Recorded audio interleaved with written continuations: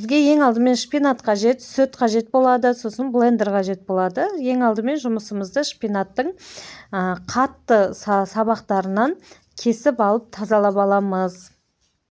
Жақсылап тазарған шпинаттарымызға сүт қосып жақсылап блендерлейміз. Менің мына жерде осы блендерім кішкене подводить етті. Негізі көп болған, қолданғаныма жұмыс жасамай қалды. Сосын Айкуктың осы блендерімен ездім.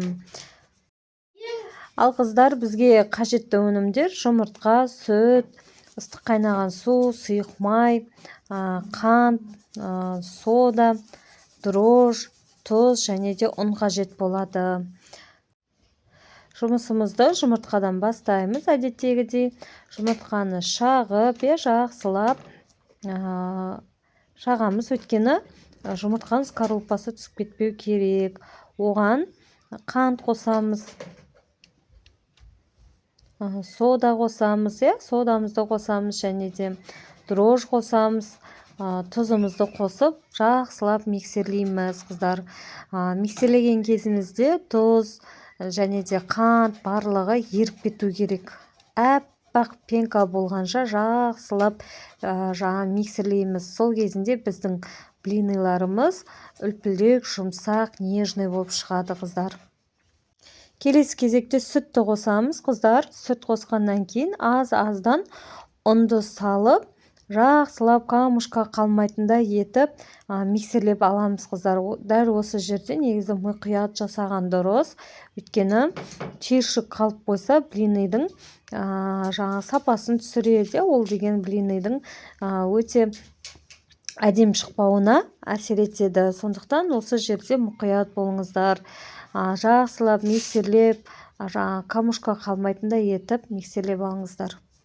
Келесі кезекте, қыздар, біз қайнаған су қосамыз. Қайнаған суды қосқан кезде тез араластыру керек, өйткені тесто пісіп қалмау керек, ішінде жұмыртқа бар.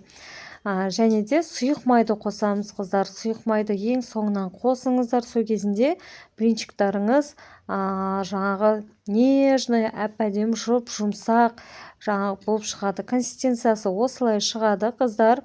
Ең соңынан біз жаңағы шпинатты қоспамызды қосамыз, қыздар.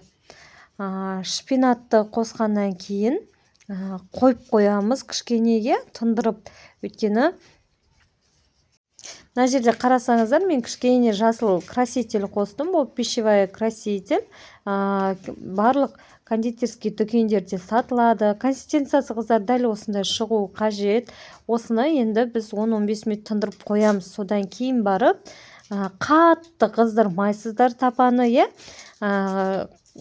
қатты қызудан сәл төмендеу және төменгі температурадан жоғарылау етіп қыздырасыздар. Енді түсіндіре алдым деп ойлаймын.